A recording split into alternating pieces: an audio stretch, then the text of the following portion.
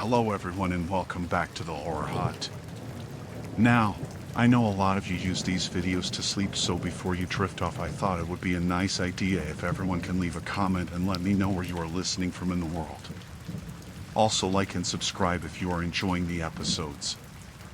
Right, let's get comfy and relax and let's begin.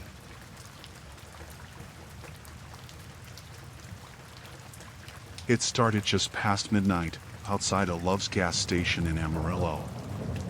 I just fueled up and grabbed a couple energy drinks and a sad-looking sandwich from the cooler. Route was pretty straightforward, Amarillo to Albuquerque, hauling frozen goods. Normally I don't mind the overnight hauls. Roads are quieter, less idiots drifting between lanes on their phones. It's peaceful, usually.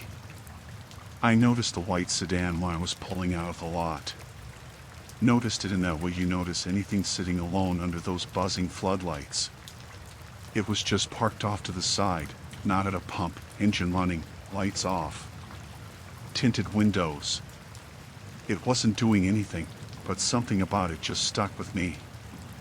I even mumbled, "That's a weird spot to park," to myself before merging back onto I-40. Didn't think too much about it until an hour later. I'd stopped at a little rest pull-off to check a rattling noise that turned out to be a loose bungee on the trailer. I stretched, walked around a bit, had a smoke. Middle of nowhere, total silence except for the low hum of cicadas and the occasional gust of wind brushing past the trees. Then, as I was climbing back up into the cab, headlights turned into the rest area behind me. White sedan. Now, at that point, I didn't recognize it for sure. I told myself there's 1,000 white sedans on the road. But it parked 2 spots over, didn't pull up close to the restrooms or vending machines, didn't shut the engine. Just sat there. I watched in the mirror for a minute. No door opened. No light inside. Just dark, motionless. That's when I got that first twinge. That flicker in your gut that says something's off. Still, I tried to shake it. Told myself I was tired. Told myself I was being paranoid. I started up again and pulled back onto the highway. I was hauling a reefer, so I couldn't really speed too much, especially on those curves near Tucumcari, but I noticed a sedan about 5 minutes later, 2 cars back in the sparse night traffic. That could have been the end of it. I was hoping it would be. Maybe they just happened to stop at the same rest area. Maybe they were just heading the same way. Then I stopped again, this time at a pilot about an hour outside Albuquerque to use the restroom and grab a refill coffee. Parking lot was mostly empty except for a couple other rigs and 1 or 2 sedans, nothing unusual. I went inside, took my time, even browsed a bit, trying to wake myself up. When I came back out, maybe 15 minutes later, the same white sedan was sitting at the edge of the lot, under a dead street lamp. Again, engine running. No one got out. This time I felt it hard. A cold sort of pressure in my chest, like my body was realizing something before my mind could catch up. I stood by my truck for a moment, pretending to check the tires, just watching that sedan out of the corner of my eye. It didn't move. It didn't idle forward or back. It didn't flick its lights. Just sat there. I climbed into the cab and waited. Maybe 5 minutes. 10. The sedan didn't move. Finally I turned the key and eased out, slow. Merged back onto the highway. Checked my mirrors constantly. It showed up again, like clockwork, 5 minutes later. 2 cars back. I started testing it. I took the next exit, some little no-name place with a boarded-up diner and a gas station that looked abandoned. Pulled into a wide gravel turnoff, shut off my lights. The road was dead quiet. 2 minutes later, I saw headlights. Same low-slung shape. White sedan. It didn't pull into the gravel. Just slowed down and kept going. I waited another 10 minutes, heart thudding so loud I could hear it in my ears. Then I pulled back onto the road, headed the opposite direction, circled back to the highway further west. And again, within 15 minutes, the white sedan was behind me. At that point I started talking out loud, just muttering things like, "What the hell is this? And why are you following me?" Like I was trying to hear myself make sense of it. I didn't have a weapon on me. Not even a pocket knife. Most nights I don't feel like I need one. Most nights, other truckers are the only ones I even see, and they're usually decent folks. I felt exposed in a way I haven't felt in years. I thought about calling the cops. But what would I even say? Someone in a white sedan is driving on the highway near me? That'd go nowhere. And even if they were following me, technically they hadn't done anything. Not yet. I kept driving, trying to think. My drop-off was still 2 hours away, and I had no idea if this person planned to follow me all the way there. What freaked me out wasn't just the following. It was the silence of it. No contact. No road rage. No one flashing brights or honking or shouting. Just watching. I tried losing them again. Took an off-ramp and drove into a residential neighborhood, quiet streets, dim orange streetlights. Wound through it for maybe 10 minutes, turning randomly. Then parked under a tree and killed the engine. Sat there, staring in the mirror. The sedan crept by 4 minutes later. Didn't stop. Just glided by like it didn't see me. I don't know why, but that somehow scared me more than if it had pulled up. It meant they were still looking. That I hadn't shaken them. That they were actively scanning for me. I stayed put another 20 minutes. Didn't see the sedan again. Thought maybe that was it. Maybe they gave up. I started driving again, slow, cautious. No headlights behind me for a while. Got back on the highway at a different ramp, way west of where I'd left it. 15, 20 minutes went by. Then, in the mirror, headlights. White sedan. That's when I stopped playing games. I called the state troopers. Told them I was being followed by a suspicious vehicle. Gave them my route, license plate, direction. They said they'd send someone to check it out. I didn't expect much, but at least it was logged. Then I pulled into a well-lit way station that I knew was staffed. Parked. Got out, walked into the office like I wasn't worried at all. Asked about inspection hours. Chatted. Made sure the guy behind the glass saw me, noted me. While I was talking, I saw it again. The sedan rolled past the station. Slow. Didn't stop. Didn't even hesitate. Just kept going. I waited another 10 minutes, then asked the guy if I could park there for a while. He didn't care. Said drivers crash there all the time. I sat in my cab and waited. Didn't move. Kept my lights off. After about 30 minutes, I started to relax. Maybe they gave up. Maybe seeing me talk to someone did the trick. I cracked the window and started unwrapping that sandwich from earlier. Then I saw it. Far back, down the highway, maybe 200 yards. Pulled off onto the shoulder, just barely in view of the station's floodlights. White sedan. Facing me. Not moving. I watched it for 10, maybe 15 minutes. It never got closer. Never backed up. Just sat there, like it was waiting to see if I'd come back out. I called the troopers again. Told them the car was still there, still following me. This time the dispatcher took it more seriously. Said a car was nearby and would swing by. Asked me to stay put. Maybe 5 minutes later, I saw flashing lights on the horizon. The cruiser came down the road, slow. When it got close to the sedan, it stopped. Pulled up behind it. I couldn't see what happened next from my angle, too far, too dark, but a minute later, both cars drove off. I never got a call back. Never found out who it was, what they wanted. No one contacted me to follow up. I finished my route in silence, watching every mile behind me. Dropped off the load at dawn, didn't even wait to check in with the dock guys.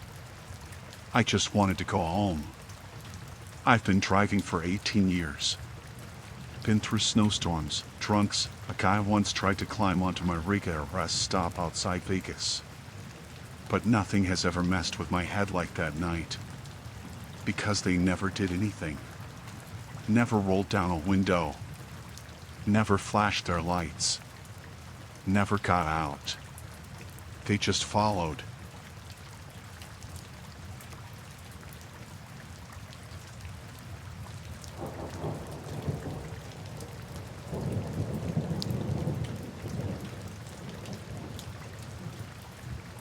I was driving back from visiting my sister in Idaho.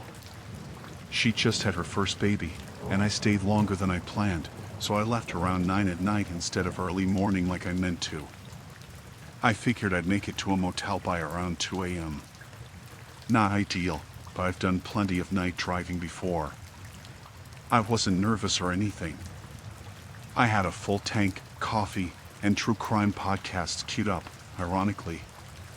Around midnight, I had to pee pretty bad. I'd been holding it for a while, waiting for a real gas station or somewhere with lights, but I wasn't seeing much. Just dark 2-lane highway, mile after mile. Finally, I saw one of those blue rest area signs.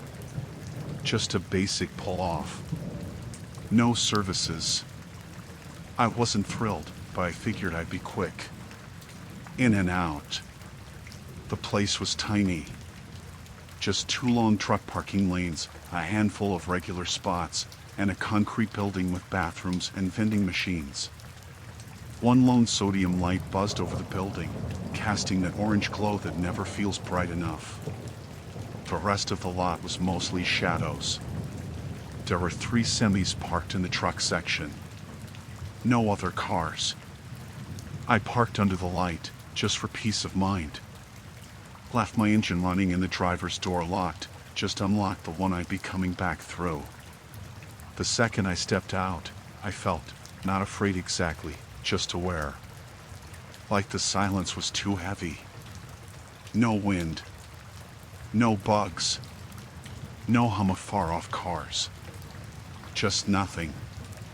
I walked briskly to the bathroom. Lights inside were flickering. The kind of flicker that makes you think about horror movies, even when you know better. I did my business fast, skipped washing my hands, gross, I know, and stepped back outside. That's when I heard it. A banging sound. Sharp, frantic. Metal on metal, from across the lot.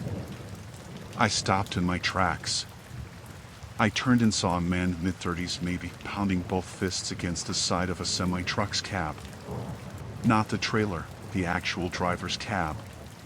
The truck was parked furthest from the building, near the tree line. He was shouting something, but I couldn't make it out at first. I hesitated. Took a few steps toward my car. But the sound of his yelling got clearer as I moved closer. She's inside. She's inside. Call the cops. I froze. The way he was banging, desperate, like full body hits, wasn't right. I thought maybe it was a domestic situation. Maybe a woman locked herself inside to get away from him. Or maybe he was having a mental break. Either way, I didn't want to get close. He saw me then. Whipped around and started half running, half stumbling toward me. Hey! Please. She's trapped in there. I took a step back and said, Who? That was all I managed. He pointed back at the truck, breathing hard.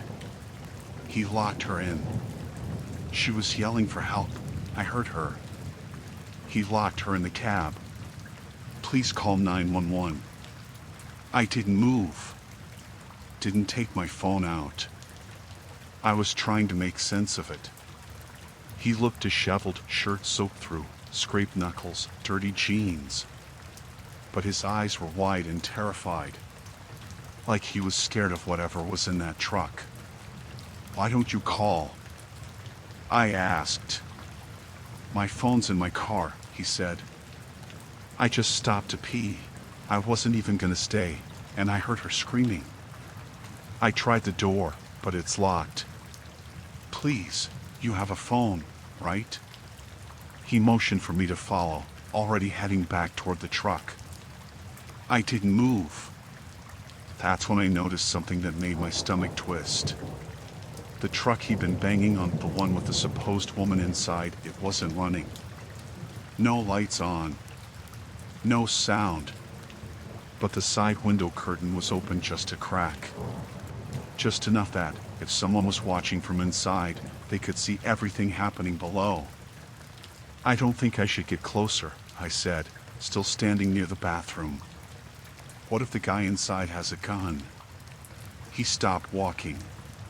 Turned slowly toward me. His expression changed, not angry, not threatening, but like he suddenly realized how this looked. Like it had just hit him. He raised his hands a little. Yeah, you're right. I didn't know what to do. I thought someone was getting hurt. I didn't think, He looked back at the truck. Can you just call the police? He asked, quieter now. I finally pulled my phone out and started dialing. As I did, I noticed a fourth truck at the far end of the lot, facing the opposite direction. It hadn't been there when I parked. No lights, no engine, just suddenly there. The man saw me glance past him and turned too. Is that new? He asked. I nodded. I didn't see it before. Neither of us said anything for a second. Then a light flicked on inside that new truck. Just a faint glow from the sleeper compartment. He turned back to me again, fast. Please call. Please. Something's wrong. The 911 dispatcher answered. I explained where I was, what I saw, and what the man had said. She asked if anyone had made threats or if I'd witnessed an altercation. No, I said. Just him banging on a truck and saying someone's locked inside. She told me to stay put, that a state trooper was en route. I told the man that help was coming. He nodded, rubbing his face like he was trying to hold himself together. Then we heard it. From the same truck he'd been banging on, just faint, but there a thud. Like someone shifting their weight inside. Or dropping something. We both looked at each other. Did you hear that? He asked. I nodded. He looked toward the truck again. That's the first noise in 10 minutes. Before, she was yelling. Now nothing. I stayed rooted. I was locked between wanting to help and every single instinct in me screaming, stay where you are. The dispatcher asked if I could still see the man. I said yes. Then she asked, can you see anyone in the truck? I looked again. The curtain in the truck was now completely shut. That slit that had been open? Gone. I told her. A few minutes later, red and blue lights came up the on-ramp. 2 troopers stepped out. They talked to the man, who repeated everything, what he heard, what he saw, how he tried to open the cab. One trooper knocked on the truck door, called out. No answer. He tried again. Nothing. Eventually they opened the door themselves. I stood back near the bathroom, hugging my arms, heart racing. They climbed up. One of them shouted something inside. I couldn't hear the response. Then they both went quiet. After a few minutes, one of them came down. He talked to the man for a while. I didn't catch much. The trooper looked serious, but not panicked. Later, I asked if everyone was okay. He said there was no one else in the truck. Just the driver. He was asleep. I asked, "No woman?" He shook his head. "No." They kept talking to the man. Eventually, they asked for my statement. I gave it. They didn't seem suspicious of me or him, just confused. They let me go not long after. I don't know if the man imagined it, or if he really did hear something. He didn't strike me as crazy. Just panicked. Convicted. Like he knew what he'd heard. All I know is that when I drove off, I passed that fourth truck again. The one that showed up after me. The cabin light was still on, but no one was sitting in the driver's seat.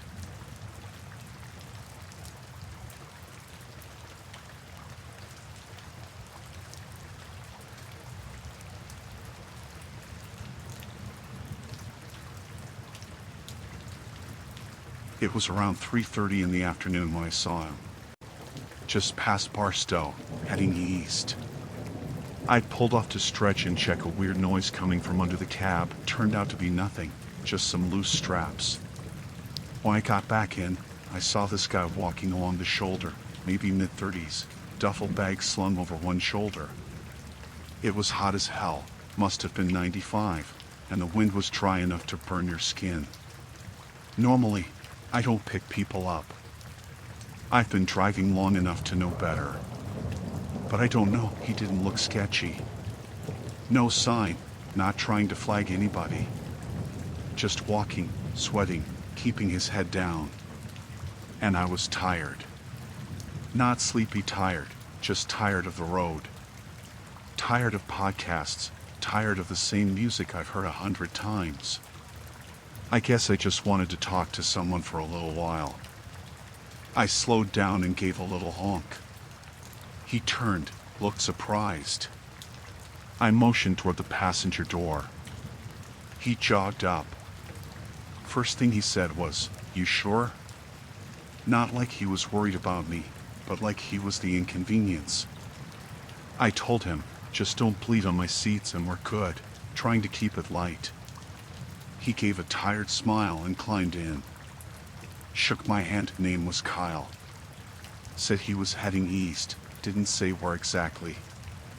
"Wherever the road takes me," he said. I didn't press it. We drove for a while. He was quiet, but not awkward. Told me he used to work construction. Said he was trying to get to Colorado, maybe Wyoming. Talked about sleeping under bridges, said it like it was no big deal. He didn't ask for money, didn't try to sell me a sob story. Just rode along, looking out the window. At a truck stop near Needles, I asked if he wanted to grab something to eat.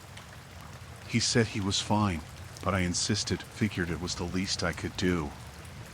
He grabbed a sandwich and a bottle of water, thanked me again, real polite. That's when I figured I'd drop him off a little further down, maybe around Kingman, Arizona.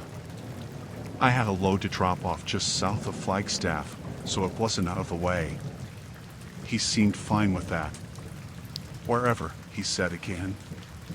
After a while, I forgot he was even there. Just another body in the passenger seat. We didn't talk much after the food stop. He just stared ahead or nodded off here and there. It was getting dark by the time we hit the Arizona state line. I mentioned I'd be pulling into a rest area to sleep for a bit before finishing the run. Figured I'd let him out there, he could find another ride, or set up camp for the night. He didn't say anything at first, just kind of stared forward. Then, after a few seconds, he said, "I haven't reached my destination yet." I thought he was joking. Said something like, "Well, I ain't going to the Atlantic, so you might want to hop off soon." He didn't laugh. just turned and looked at me. His face was not angry, not sad, just blank, like he didn't understand what I was saying.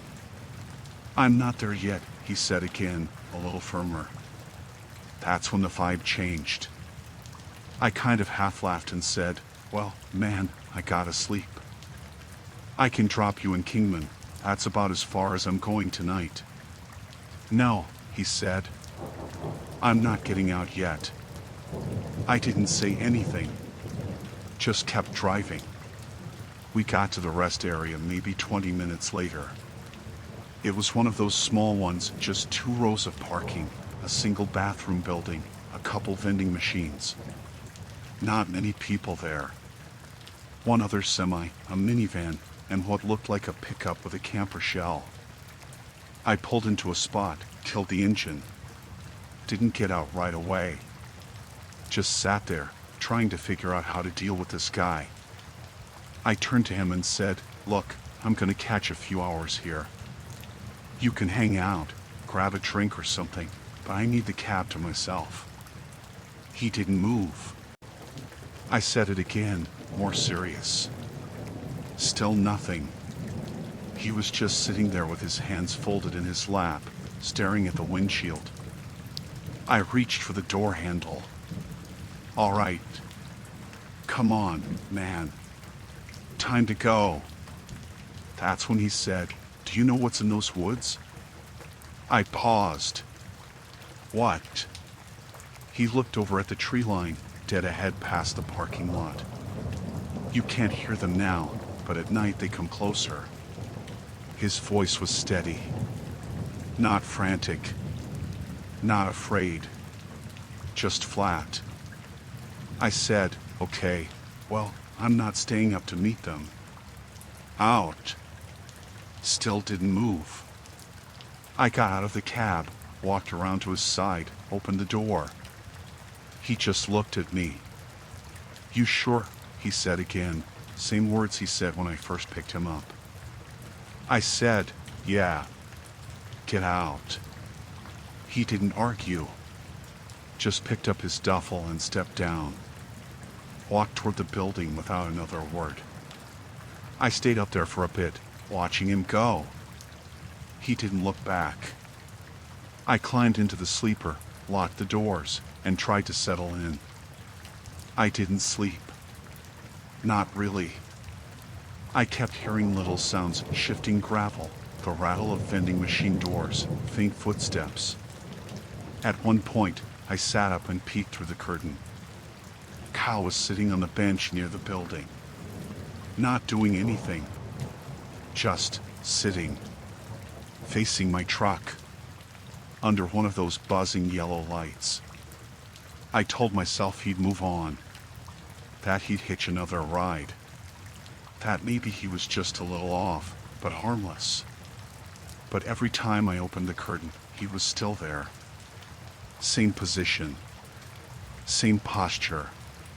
Just staring. At around 2 a.m., the other semi pulled out.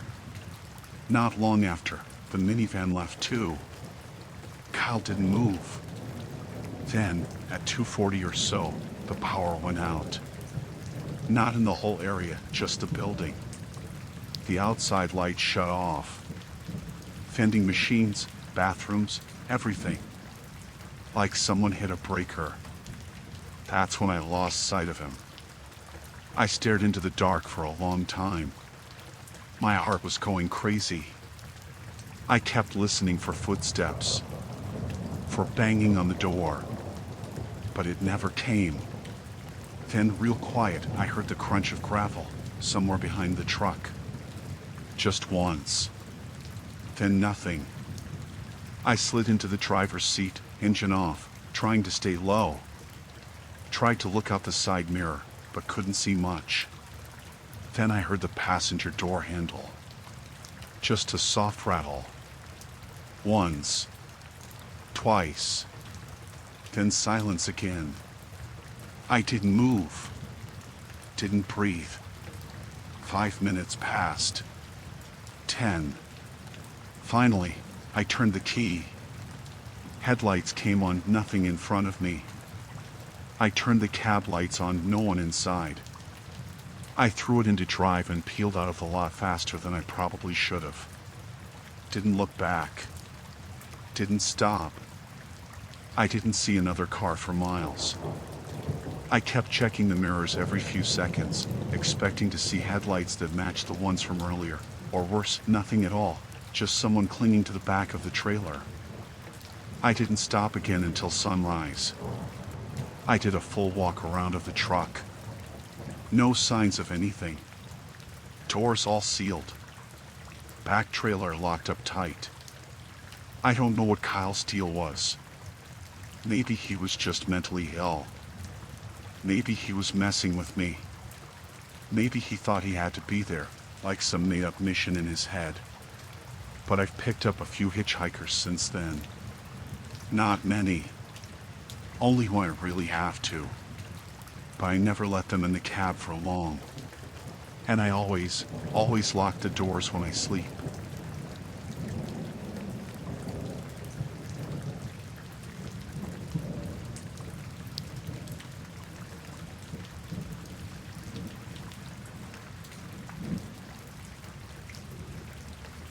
I drive a 2020 Freightliner, mostly long hauls through the Midwest and South.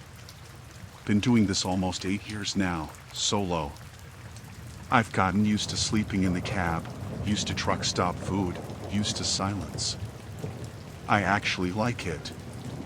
The quiet's kind of the whole point for me. This happened about a year ago, just outside of Amarillo. It was early March, still cold at night. I'd picked up a load in Albuquerque that was heading east, and I had a little wiggle room in the schedule.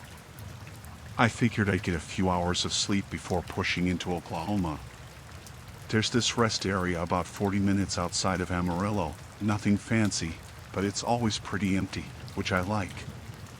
I've been there before, no issues. That night, I pulled in around 11:45 p.m. There were 2 other semis already parked, both dark, no sign of life. One car way at the end, probably someone sleeping like me. The wind was blowing hard, and there was a dusting of snow on the ground, not enough to stick but enough to leave smears on the asphalt. I locked up like I always do. Driver's side door first, then passenger side, then I checked both again. Call it habit or paranoia, but I always double check. Especially when I'm out in the middle of nowhere like that. It's just easier to sleep when I know everything's shut tight.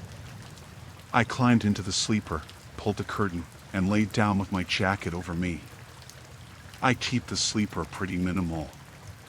Just a pillow, a blanket I barely use, and a little clip-on fan I run for white noise.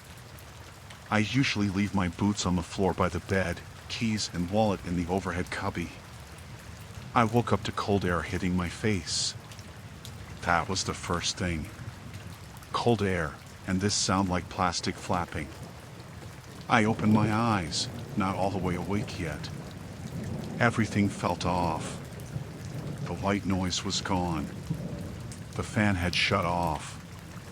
I sat up.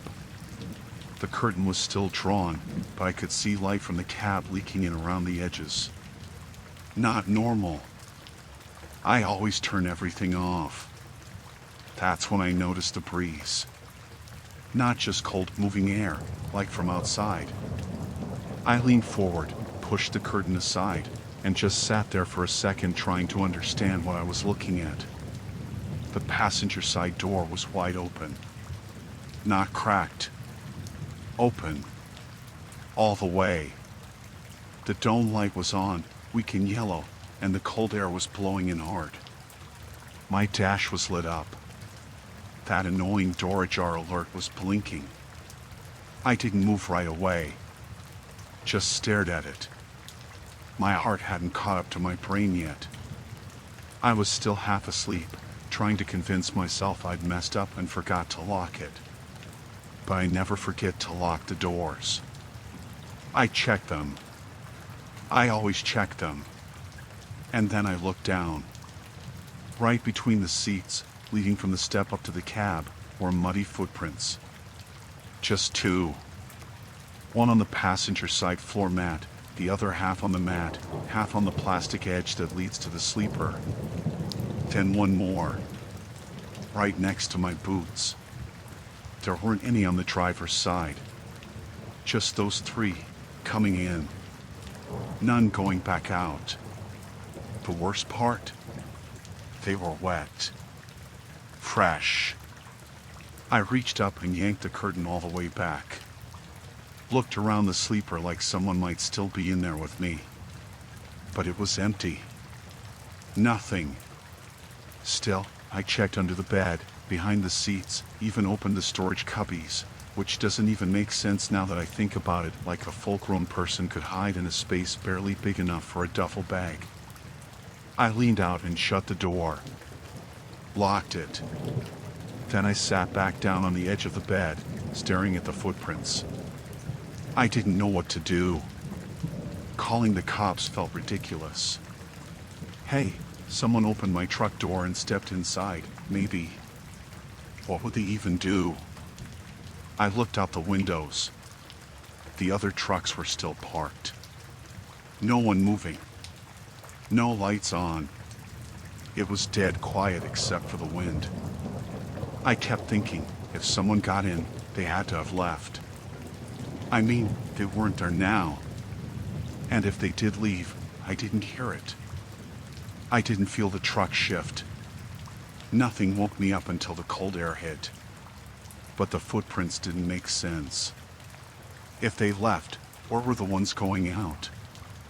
I got up, unlocked the driver's door, and stepped outside. Walked around to the other side. There were more footprints. In the snow-dusted dirt, leading away from my truck. Not a lot. Just 2 or 3, heading off toward the tree line that runs along the back edge of the rest stop. They weren't boots. They were bare feet. Long, narrow, toes spread out like whoever it was had been walking barefoot for a while. The prints were clean, deep enough to show weight. And then they just stopped. Maybe 15 feet from the truck, in the dirt, the prints ended. Nothing past that. Like the person walked into the trees and vanished. I didn't follow. I just stood there, looking out into the dark. I couldn't see anything past the first row of trees. It was too dark. I walked back around, got in the cab, locked both doors again. Checked them 3 times. I thought about starting the engine and leaving, but my clock was maxed out for driving hours. If I got pulled over or hit a way station, I'd be screwed. So I sat there. Eventually I lay back down, fully dressed, curtain wide open, keys in hand. I didn't sleep. The next morning, I waited until full daylight before getting out again. The footprints in the cab were dry by then, but still there. Smudged, muddy outlines on the gray vinyl. I got out, checked the ground again. The ones in the dirt were gone, blown away or melted from the sun. The other trucks were still there, but one had a new driver in it. I knocked on his door and asked if he'd been there all night. He said no, he pulled in around 5 a.m. I cleaned the prints off the floor with some bottled water and napkins from a truck stop later that day. Didn't tell anyone. Not dispatch, not my brother, who I usually talk to on longer runs. I didn't want the story out there. Didn't want people thinking I'd been asleep with the door unlocked. Or worse, thinking I was going crazy. But I've thought about it a lot. Someone opened that door. Came inside. Took 3 steps toward my bed. Then left somehow without making a sound or leaving a trail back out. I lock the doors differently now. I jam a steel rod between the door handles, just in case the lock fails or someone tries to pop it. I sleep with a crowbar next to the bed. And I don't park at that rest area anymore.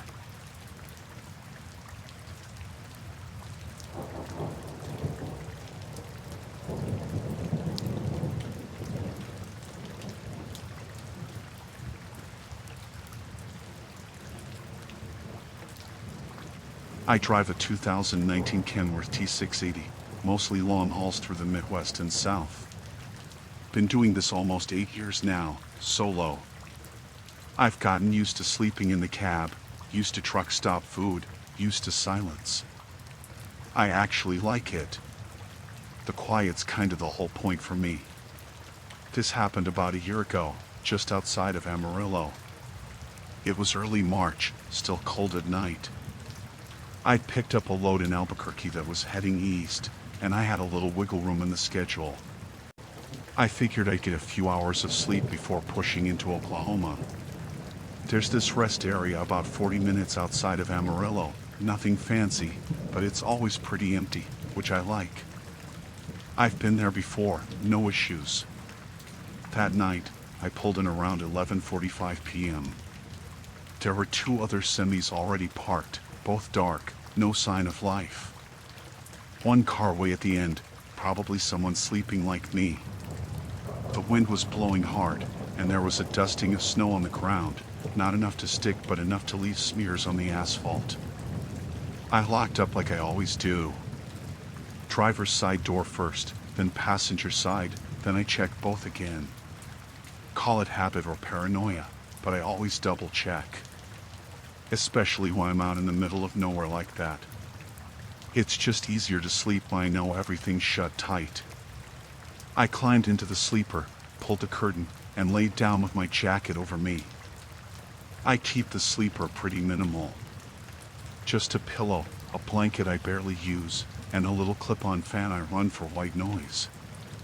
I usually leave my boots on the floor by the bed, keys and wallet in the overhead cubby. I woke up to cold air hitting my face. That was the first thing. Cold air, and this sound like plastic flapping. I opened my eyes, not all the way awake yet. Everything felt off. The white noise was gone. The fan had shut off.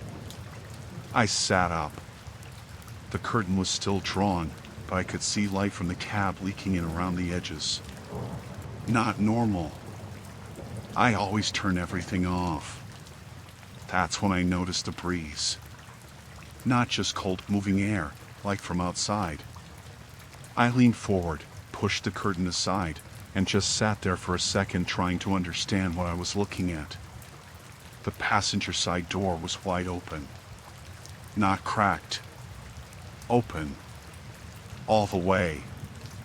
The dome light was on, weak and yellow, and the cold air was blowing in hard.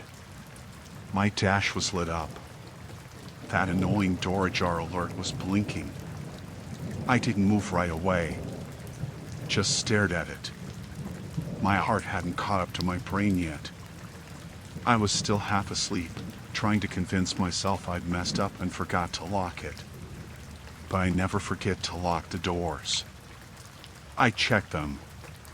I always check them. And then I looked down. Right between the seats, leading from the step up to the cab, were muddy footprints. Just 2. One on the passenger side floor mat, the other half on the mat, half on the plastic edge that leads to the sleeper. Then one more. Right next to my boots. There weren't any on the driver's side. Just those 3, coming in. None going back out. The worst part? They were wet. Fresh. I reached up and yanked the curtain all the way back. Looked around the sleeper like someone might still be in there with me. But it was empty. Nothing. Still, I checked under the bed, behind the seats, even opened the storage cubbies, which doesn't even make sense now that I think about it, like a full-grown person could hide in a space barely big enough for a duffel bag. I leaned out and shut the door. Locked it. Then I sat back down on the edge of the bed, staring at the footprints. I didn't know what to do. Calling the cops felt ridiculous. Hey, someone opened my truck door and stepped inside, maybe. What would they even do? I looked out the windows. The other trucks were still parked. No one moving. No lights on. It was dead quiet except for the wind. I kept thinking, if someone got in, they had to have left. I mean, they weren't there now. And if they did leave, I didn't hear it. I didn't feel the truck shift. Nothing woke me up until the cold air hit. But the footprints didn't make sense. If they left, or were the ones going out? I got up, unlocked the driver's door, and stepped outside. Walked around to the other side. There were more footprints. In the snow-dusted dirt, leading away from my truck. Not a lot. Just 2 or 3, heading off toward the tree line that runs along the back edge of the rest stop. They weren't boots. They were bare feet.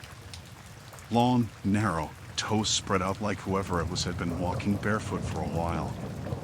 The prints were clean, deep enough to show weight. And then they just stopped. Maybe 15 feet from the truck, in the dirt, the prints ended. Nothing past that. Like the person walked into the trees and vanished.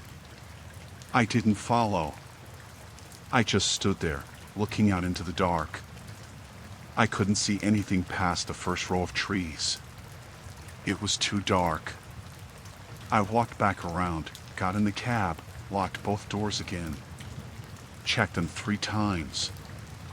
I thought about starting the engine and leaving, but my clock was maxed out for driving hours.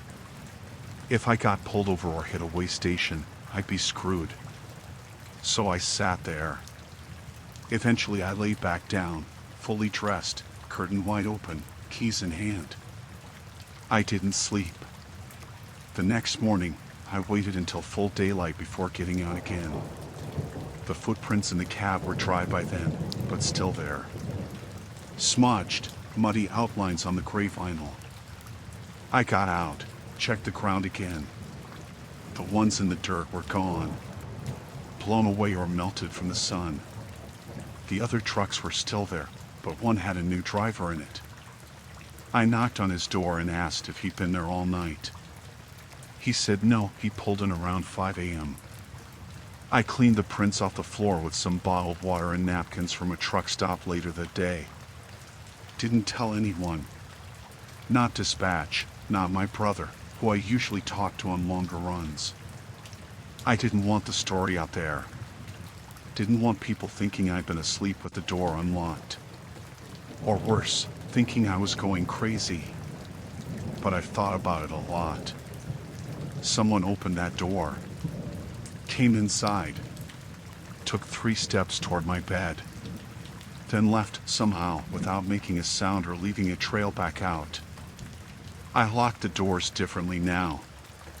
I jam a steel rod between the door handles, just in case the lock fails or someone tries to pop it. I sleep with a crowbar next to the bed. And I don't park at that rest area anymore.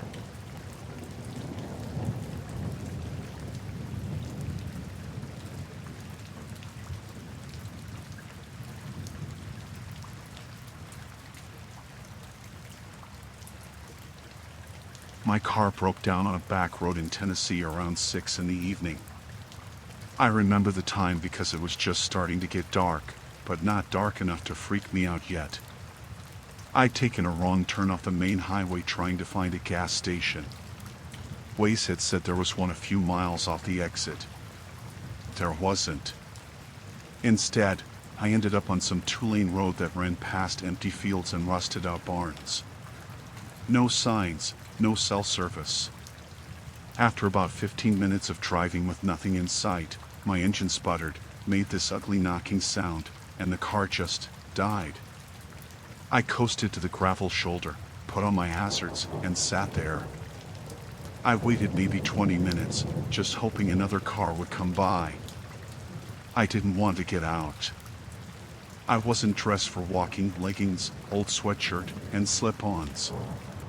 No jacket. I was cold. It was dead quiet except for the ticks of the engine cooling off. Then I saw headlights coming from the opposite direction. A big rig, older-looking Peterbilt, kind of beat up. I stood up and waved my arms. The driver slowed and stopped right next to me.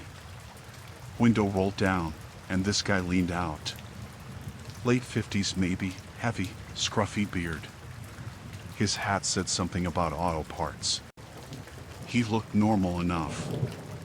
"You okay?" he asked. I told him my car died and I didn't have signal. He nodded, like he saw that sort of thing all the time. "Ain't much out here. Closest garage is about 10 miles that way," he pointed behind me. "I can take you." I hesitated. But what choice did I have? It was either him or stay out there all night, alone, with no heat. I grabbed my bag from the passenger seat and locked the car. He reached across the cab and pushed the door open. The truck smelled like old fast food and diesel, which I expected. There was a half-empty bottle of Mountain Dew in the cup holder, some crumpled receipts, and a faded photo of a little girl taped to the dash. She looked maybe 5. "Don't mind the mess," he said, chuckling. "Ain't had a co-pilot in a while." He told me his name was Ray. Said he was local, used to run longer hauls but stuck to regional stuff now. Talked a lot, mostly about traffic, truck stops, weather. I nodded along, trying to keep calm. He didn't do anything weird. Didn't ask anything too personal. Just drove. After maybe 15 minutes, he flicked his blinker on and turned onto this gravel road. No signs, no lights. Just trees on both sides and barely enough space for the truck. "This don't look like a main road," I said. "It ain't." "It's a shortcut," he said. "Garage is just up ahead." I didn't say anything, but I kept looking around. The trees were thick.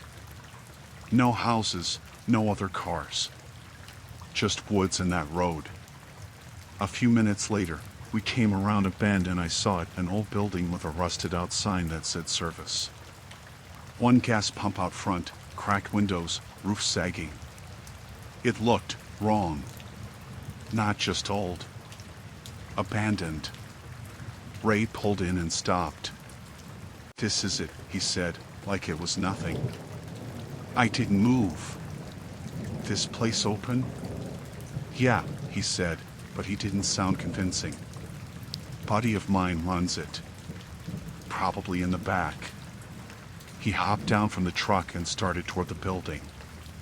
He didn't wait for me. Just walked up and pushed the door open like he'd been there 1,000 times. I stayed where I was. I didn't want to go in. A minute passed. Then another. I looked around. No lights on. No sound.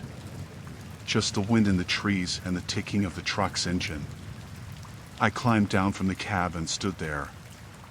My skin felt tight, like something was about to happen but hadn't yet. I looked at the building again. The door was half open.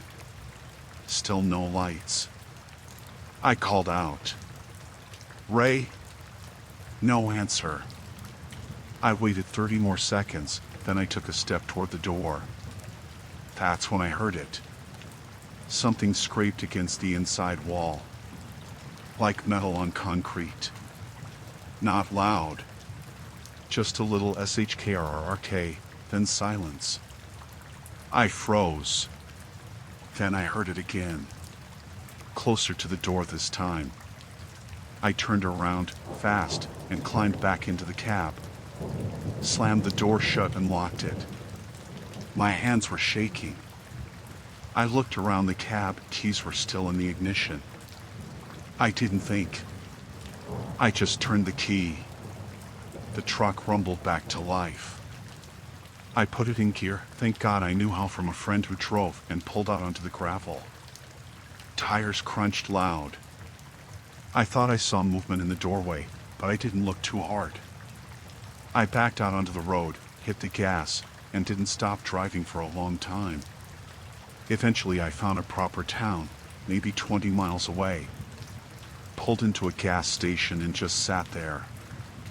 I told the clerk inside I needed a tow, and he helped me call one. He asked where I came from, and I tried to describe the road, the garage, the guy. He just blinked and said, "Ain't been a shop out there in years." The tow truck took me back to my car. Battery was dead. Nothing else wrong with it. He jumped it, and it started like nothing happened. I never reported it. I wouldn't even know what to say. But I wonder, who was the kid in the photo? Was she real? Was that even his truck? Or did he find it, like he found me?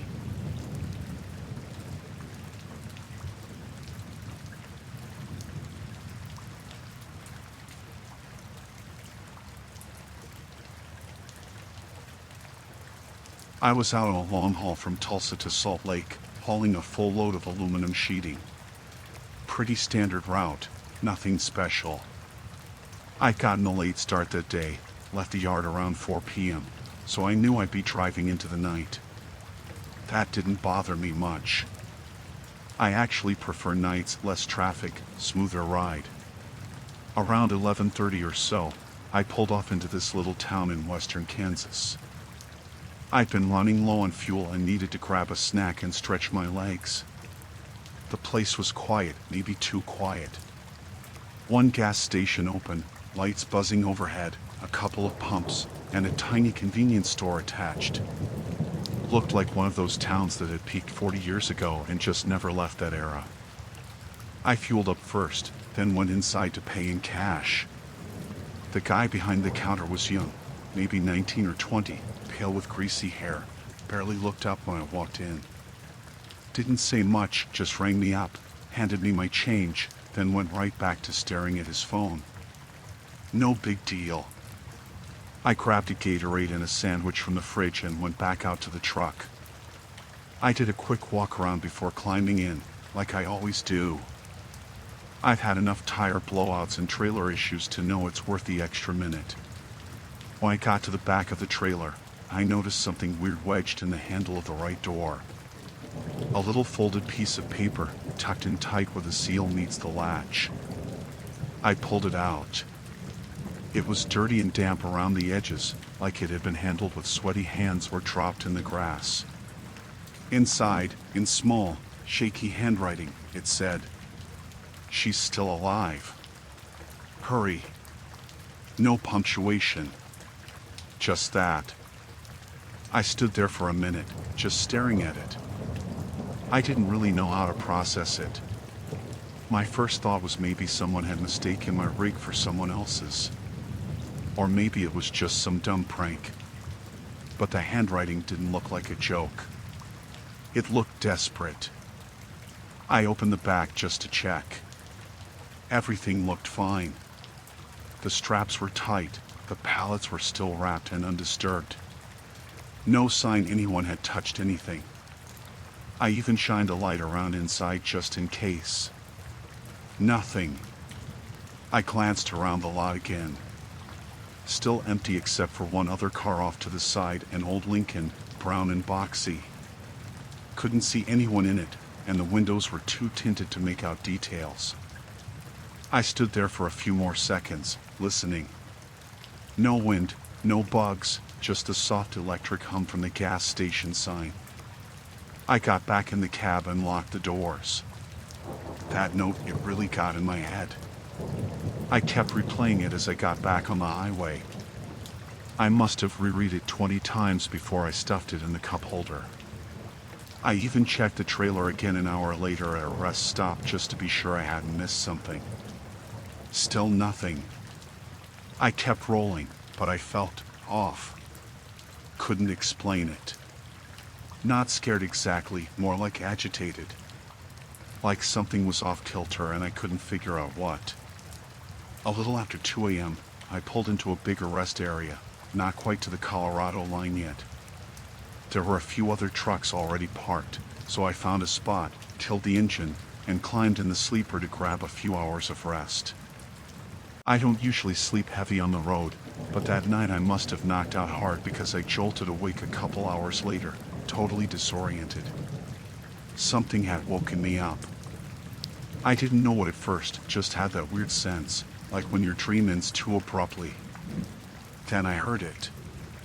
A faint scraping noise. Very light. Like something brushing against metal. I sat up slowly and listened. It was coming from the back of the cab. Not the sleeper area outside. Right where the trailer connects. I slipped my boots on, grabbed my flashlight, and climbed into the driver's seat.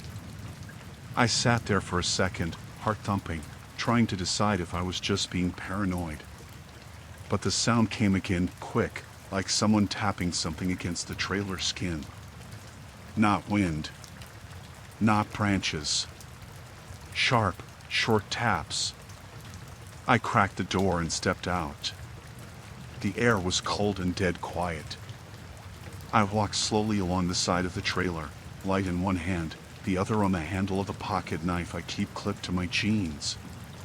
My boots crunched gravel underfoot, loud in the silence. I rounded the back of the trailer and swept the light across it. No one was there. I checked the latch, still sealed, still locked. I looked around the rest area, nothing but parked trucks and empty benches. Then I noticed the Lincoln again. The same one from the gas station. I swear it was the same one, same dull brown color, same busted rear tail light. It was parked at the far end of the lot now, just barely under the light. Still couldn't see anyone inside. I stood there a minute, staring at it. My mouth felt dry. I wasn't sure what I was even looking for. Then, I saw the driver's side door. It was cracked open. Just a couple inches. No movement. I backed up slowly, got back in my cab, and locked both doors again. I left the light off and just sat there, staring through the windshield. Nothing happened for a long time. Maybe an hour. Just silence. Around 4:30, I finally decided to leave. I figured if someone was screwing with me, the last thing I wanted was to sit around waiting for it to get worse. As I pulled out, I passed the Lincoln. No one was inside. I looked close. The interior was totally stripped. No seats. No wheel. It wasn't even drivable. Just a shell. I kept going. I didn't stop again until I hit the outskirts of Denver. I found a well-lit truck stop and parked right in front of the store. Got a cup of coffee, tried to calm my nerves. I didn't check the trailer again until the delivery. Everything was in place. Nothing missing. But when I opened the back to unload, I found another note. This one was tucked into the corner where the wall meets the floor, like it had been dropped or blown back there. Same handwriting. She was in the walls. Too late now. I don't know what the hell any of it meant. The guy unloading the truck saw me staring at the note and asked if everything was all right. I told him yeah. Just tired. I still think about those notes. I never told my dispatcher or the cops or anyone else. What would I even say? I check my trailer a little more often now. And I don't stop in those tiny towns if I can help it. Especially not at night. And I always check the walls.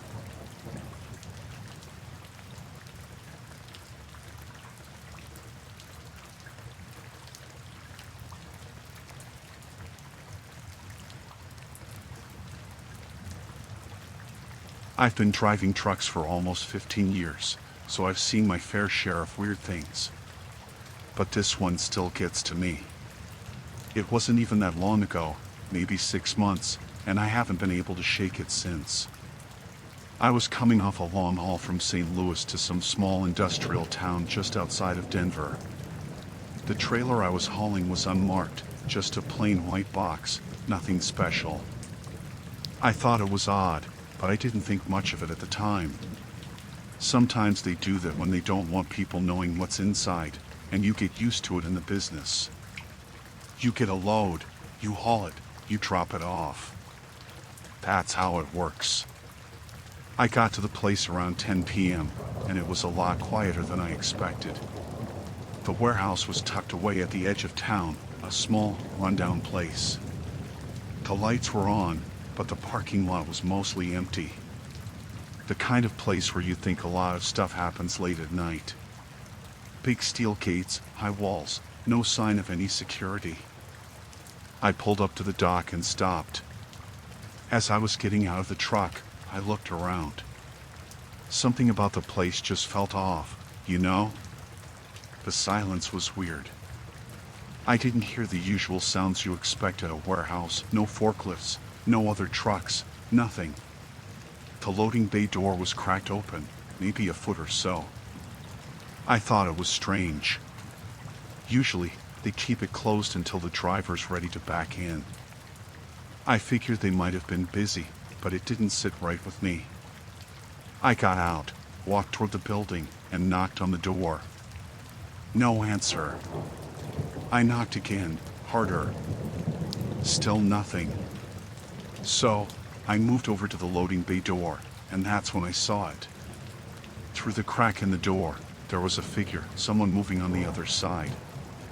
At first, I thought it was just a worker. But as I got closer, I could see more clearly. There was a man standing there, pressed up against the door, his face pale, covered in blood. He was trying to signal me, raising one hand in small, jerky motions, like he wanted to get my attention.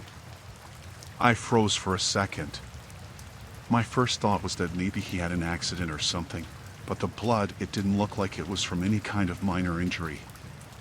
It was smeared all over his face, neck, and hands, dark and sticky. I could barely make out his features.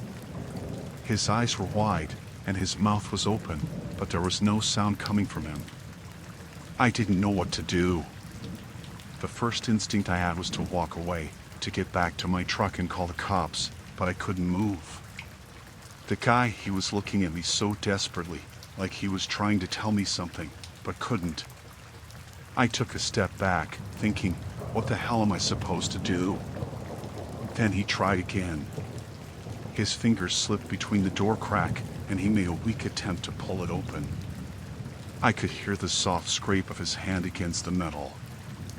I didn't know if he was trying to get out or trying to get me to open the door, but I couldn't bring myself to open it. Something was wrong. I could feel it in my gut. The situation felt so wrong. I finally took a deep breath and yelled out, "Hey, you need help?" My voice felt loud in the quiet night. No response. Just more frantic movement from his hands, more blood splattering against the door. It felt like I was looking at something that didn't belong in this world. I stepped back again, trying to clear my head. That's when I heard a noise from behind me. I turned around quickly, but there was nothing there. Just the empty parking lot. My truck was parked behind me, but there was no sound of anyone else around. I tried calling the number on the bill of lading, but it went straight to voicemail. I left a message, didn't even know what to say. I've got a guy bleeding in the loading bay. Someone needs to come down here. But it felt stupid as I said it, like it wouldn't matter. I walked back to the loading bay door. The man was still there, his hands pressed against the crack, his body barely visible now, hunched low, like he was trying to squeeze through. I looked around again. There was no one in sight. The place felt like it was dead, like I was the only one who existed. I felt like a damn idiot, but I finally decided to open the door a little more. Just a bit. Maybe he was stuck. Maybe he just needed a little help getting out. Maybe I could get him to a hospital, get him some help. I pulled the door open maybe 6 inches. That's when I saw them. The guy, the bloody guy, was just one of a group. There were at least 3 others, all crouched behind him, hidden just out of sight. They were waiting. Watching. Their eyes locked on me as soon as the door moved.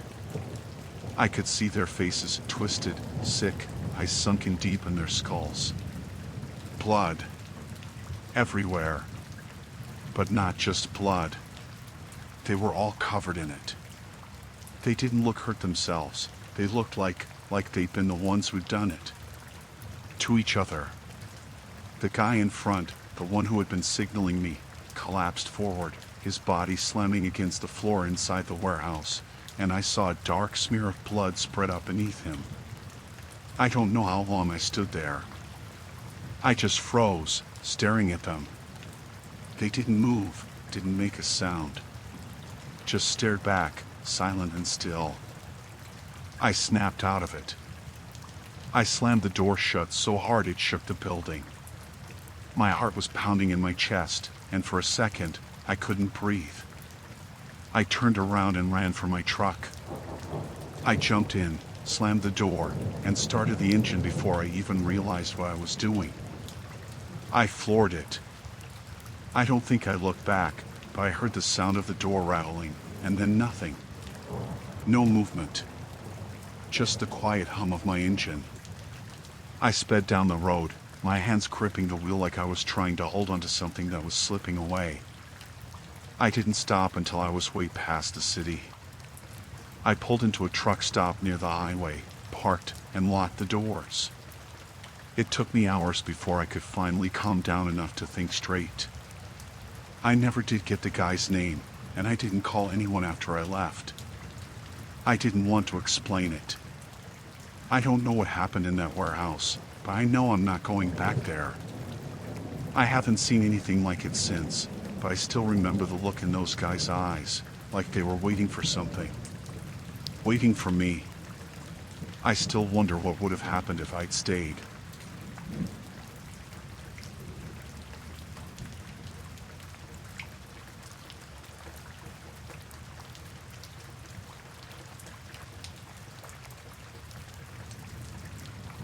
I've been driving trucks for a long time. Long enough to know when something feels off. This story, what happened to me a few months ago, still messes with my head. It started on Wednesday night, about 11 p.m. I just pulled into a rest stop off I-70, one of those quiet places with a couple of trucks parked in the lot. Not many people there, which was fine by me. I didn't need company, just a place to crash for the night. I parked my rig, locked the doors, and crawled into the sleeper cab. By the time I settled in, it was already quiet, the kind of silence that only happens on the road when everyone else is asleep. I didn't think anything of it. I dozed off pretty quick. The next morning, I woke up and went to do my usual check before starting the truck. Walked around the rig, checked the tires, made sure everything was good. As I got to the driver's side mirror, I saw something hot taped to it. It was a Polaroid picture. I pulled it off the mirror, and it was a shot of me asleep in my sleeper cab, taken through the window. It was blurry and grainy, but there was no mistaking it, that was me, and I hadn't heard a damn thing the night before. I figured it was some prank, some kid messing with me. Maybe someone thought it'd be funny. I tossed it in the trash and got on with my day. But then it happened again the next night. Same rest stop. Same time. This time, I caught it before I even got out of the truck. There it was, taped to the side mirror again. Another Polaroid, and this time, the picture was clearer. It was me, asleep again, but this time someone had taken it from a different angle, like they were standing on the other side of the truck, looking in through the passenger side. I didn't know what to think. It wasn't a prank anymore, it felt different. I tore it off the mirror and looked around, half expecting someone to be standing there, laughing. But there was nothing. Just the quiet of the rest stop. I checked the cab, locked all the doors, and then went inside, thinking maybe I was just overthinking things. I was on edge, but I had work to do. The third night, I was back at that same rest stop. I made sure to park in a different spot, hoping that maybe the prankster would get bored. But no! Same damn thing. Polaroid taped to the side mirror. This time, the photo was closer, like it was taken while someone was standing right there, inches from the truck. I could see the reflection of the window in the photo, the silhouette of my cab and me sleeping. My heart started racing. I couldn't believe it. I thought about calling the cops, but I didn't know what to say. Someone's taking pictures of me while I sleep. They think I was crazy. But the weird part was, I hadn't heard anything at all. There was no noise, no footsteps, no one knocking on the door. It was just a damn picture. I didn't sleep that night. I stayed in the cab, watched the lot, hoping to catch whoever was messing with me. Nothing. The lot stayed empty. The fourth night, I decided I wasn't going to stop at that rest stop. I drove past it, but by the time I realized I needed to pull over, I was 100 miles further down the highway. I ended up stopping at a different place, some small, isolated truck stop off the road. I parked in a well-lit area, made sure no one was around, and locked up tight. I even double-checked the doors. I was still paranoid, but I thought maybe the person was following me. Maybe they knew my routine, my schedule. I tried to relax, but sleep didn't come easy. When I woke up the next morning, I did my usual check, walked around the rig, checked the tires. And then I stopped dead in my tracks. There it was again. A Polaroid. This time it was taped to the passenger side mirror, not the driver's. I stared at it for a second before I even reached for it. My stomach sank.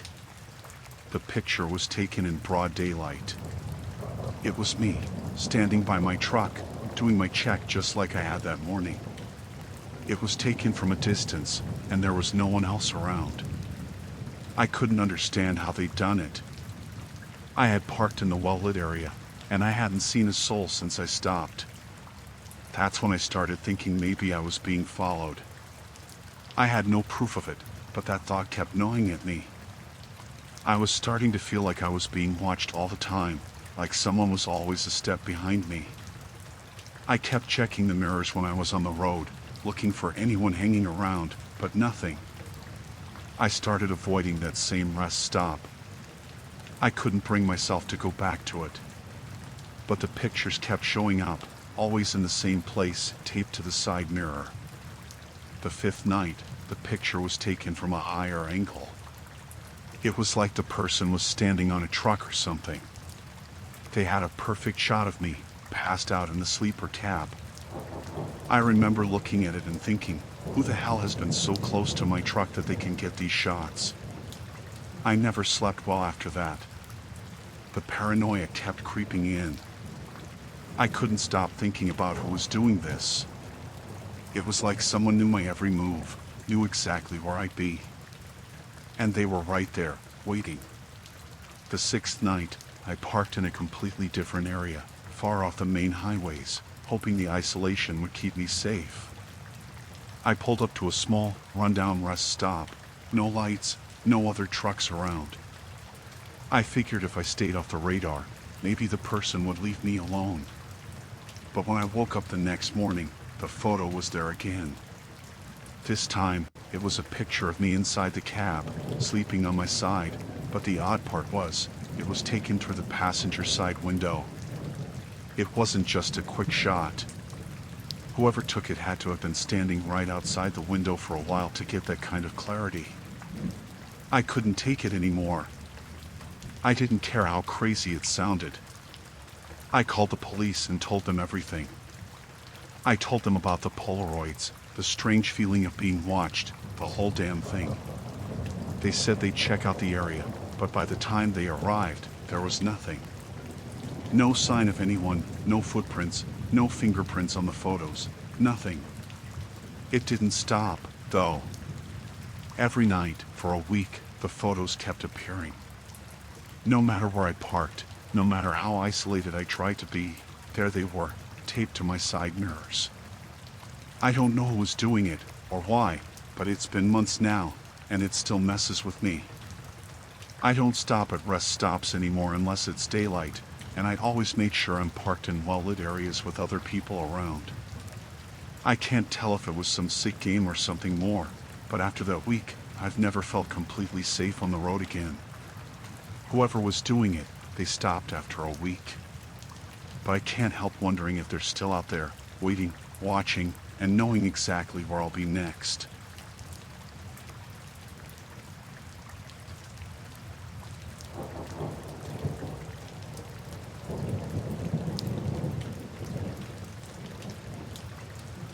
It all started on a quiet night, maybe around 2 a.m., at a truck stop in the middle of nowhere. I'd been on the road for hours, and I was exhausted. The kind of tired where you can barely keep your eyes open. I wasn't planning on stopping for long, just needed a few hours of sleep before I hit the road again. The truck stop was pretty empty, just a few trucks scattered around the lot. I parked in a spot near the back, away from the lights, and figured I'd be fine. I made sure the doors were locked, tossed my jacket on the passenger seat, and climbed into the sleeper cab. Normally, I'm a light sleeper, but that night, I was out like a light. No idea what time it was when I fell asleep, but I'd been out for a few hours before it all went south.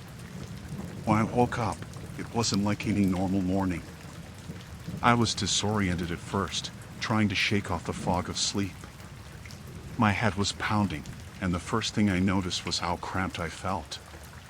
My legs were bent, knees up against my chest. I tried to move but couldn't. That's when I realized something was wrong.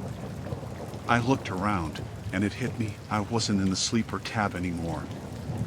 I was in the passenger seat of my own truck. I couldn't remember how I got there. I wasn't sure if I was still dreaming or if something had happened while I was asleep. But when I tried to reach for the door, I found my hands were tied. Not just tied up, but zip-tied, and the feeling of plastic biting into my wrists made it clear I wasn't imagining things. My heart started to race. I jerked my arms, trying to break the zip ties, but they were tight and I couldn't get them loose. I was completely stuck. I looked out the window and realized something else that made my blood run cold. My truck was moving. The cab wasn't still. I was sitting in the passenger seat of a moving vehicle, and it wasn't me behind the wheel. Whoever was driving was doing it quietly, like they knew exactly what they were doing. The road stretched out in front of me, but everything felt too still, too controlled. I couldn't hear the normal engine noises that usually filled the space when I was driving. I tried to call out, but my voice was hoarse, like I hadn't spoken in hours. "Hey!" I shouted, but the driver didn't respond. I craned my neck to see who was behind the wheel, but all I could see was the top of their head, dark, short hair. A wave of panic hit me. My truck, my rig, it was gone. Whoever was driving it, they had taken it. And me. I was trapped. I pulled against the zip ties again, but it didn't help. I kept trying to figure out what had happened. How did I get from the sleeper cab to the passenger seat? I could barely remember anything after I'd gone to sleep. My mind was foggy, but I distinctly remembered locking up my truck, checking the doors before I climbed into the back. Had someone gotten in while I was sleeping? Or did they wait until I was out cold? I couldn't piece it together. It didn't make sense. I tried to stay calm, though it was hard with the way my pulse was pounding in my ears. I looked around again, hoping for something, anything, that could give me a clue about what was going on. The interior of my truck was just the same, but I realized that my phone was missing. It wasn't in the cup holder where I usually kept it. I couldn't even feel it in my pockets. I glanced at the driver. Still no sign of him acknowledging me.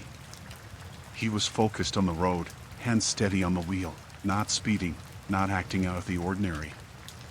Whoever this guy was, he was calm. Too calm. I didn't know if I should try to talk to him or wait for the right moment to make a break for it. The zip ties were still cutting into my skin, and I could feel the blood start to rush to my hands as they became numb from the lack of circulation. I had to get out of this. I had to think. It was when I tried to look out the side window that I saw it. The rear-view mirror. The reflection. I could see that the road ahead wasn't just empty, it looked different. The lights weren't the same. The road signs were a blur, but there was something unsettling about the lack of anything familiar. It wasn't just a normal stretch of highway. It felt off. I tried to make out the landscape as we passed, but everything looked the same. The trees were too dark, the fields too still. It was like I was in some kind of endless stretch of nowhere. That's when I knew I wasn't near any truck stop. I wasn't near anything I recognized. For the first time, the driver spoke, but it wasn't to me. He was mumbling something to himself, too quiet for me to make out. It sounded like a chant or something. I strained my ears, but it didn't make sense. It was like he was speaking a language I couldn't understand. I started to panic again, breathing faster. I had no idea what was going on.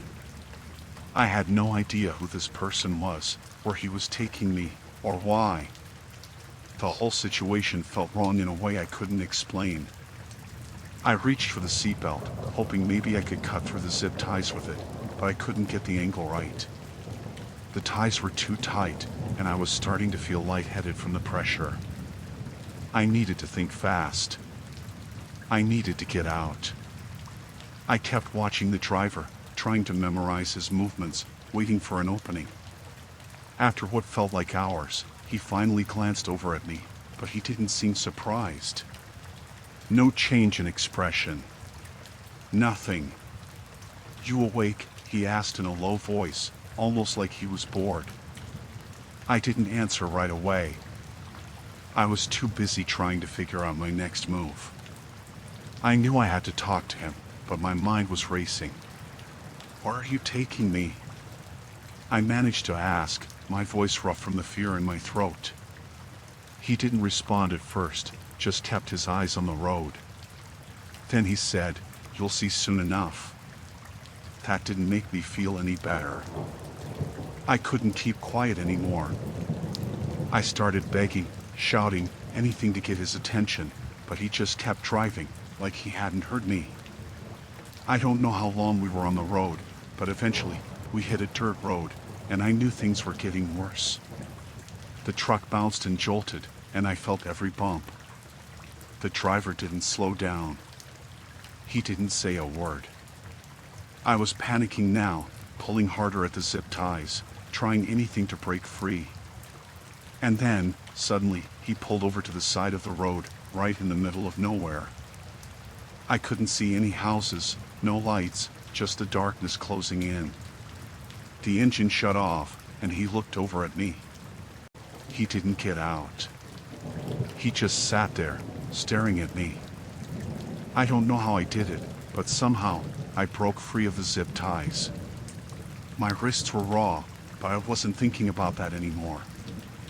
I shoved open the door and ran.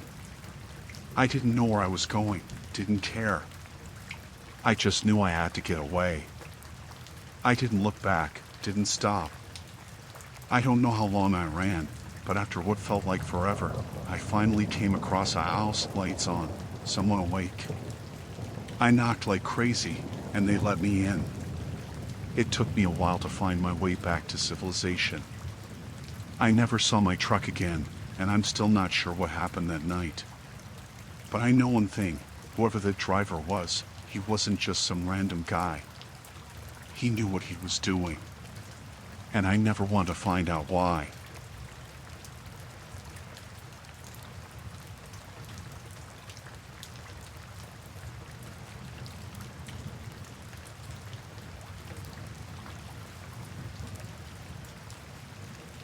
I drive across the country a lot for work.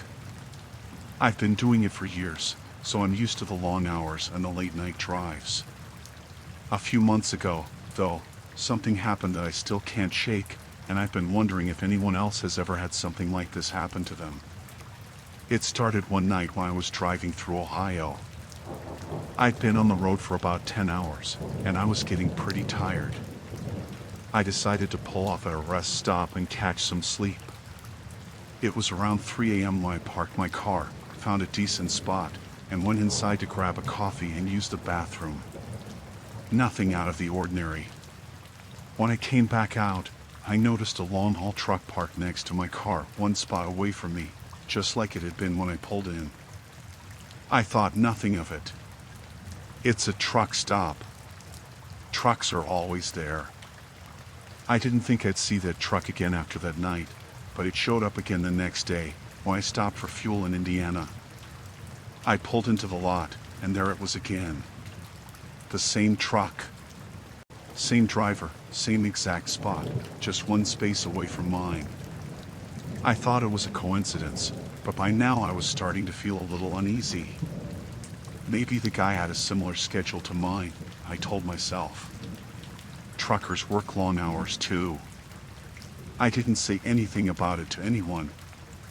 I just went about my day, driving across the state, keeping my eyes on the road, but I couldn't stop noticing that damn truck. It didn't stop there.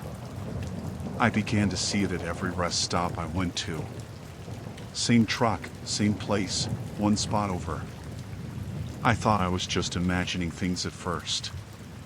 There's no way, right? But it kept happening.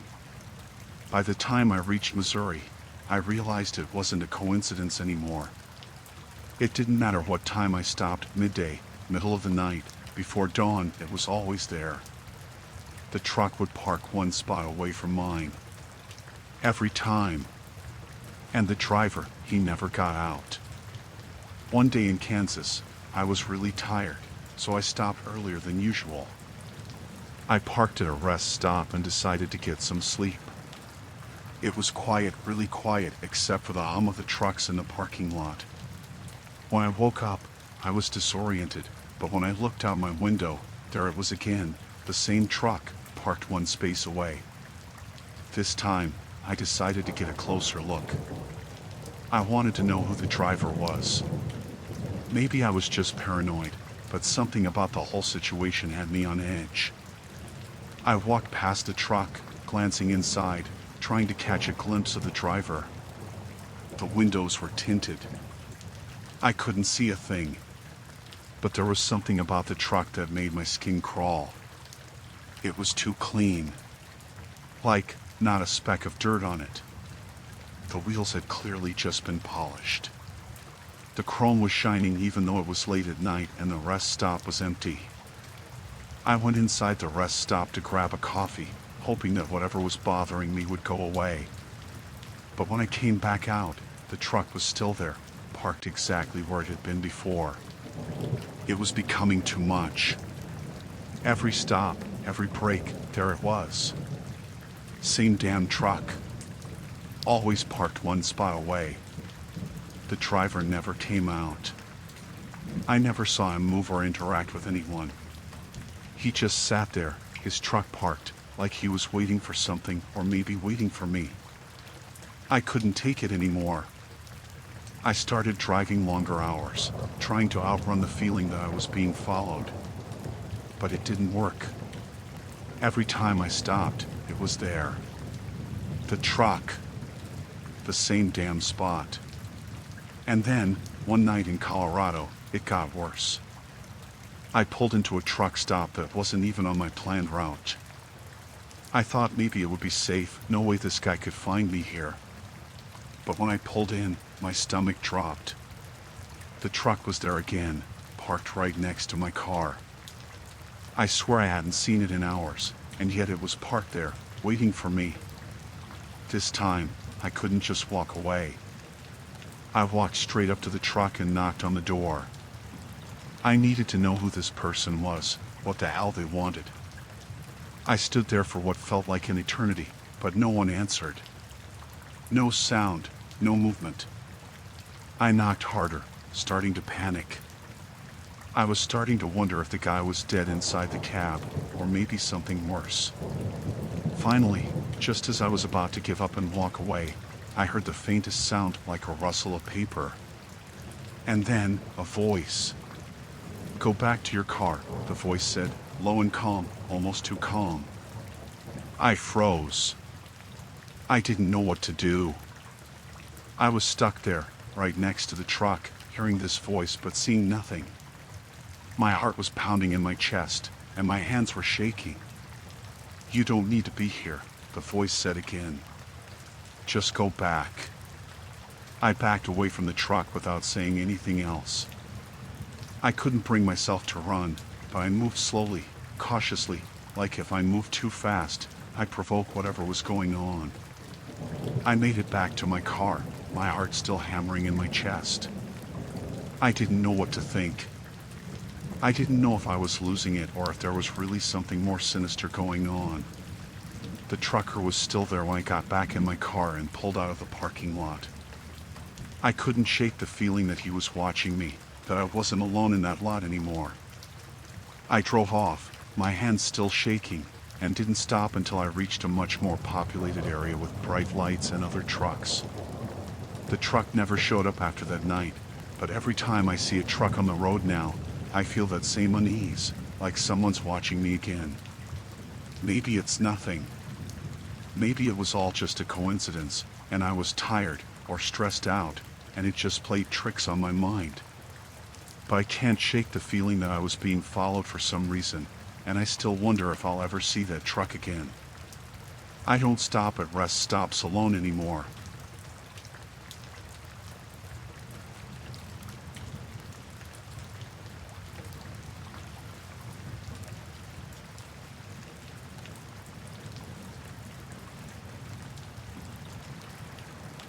I've been a trucker for nearly a decade. I've seen a lot of strange things on the road, but what happened to me that night? It's one of those things I can't quite explain. It doesn't sit right with me, and I still don't know what to think about it. I was driving through the middle of nowhere, some back road in Kentucky, far from the nearest town. It was late. I'd been on the road for a while, and it had started to rain. The kind of heavy, drizzly rain that makes everything feel too quiet, too still.